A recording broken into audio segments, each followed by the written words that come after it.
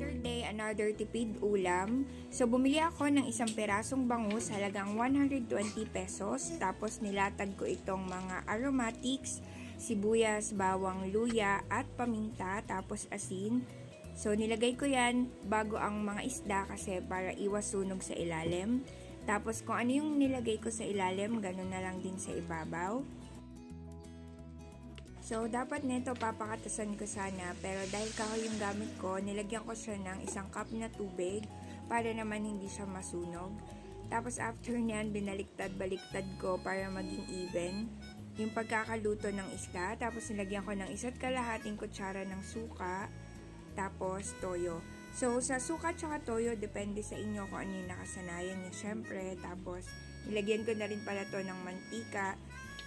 Tapos, tinakpan ko na at i-simmer.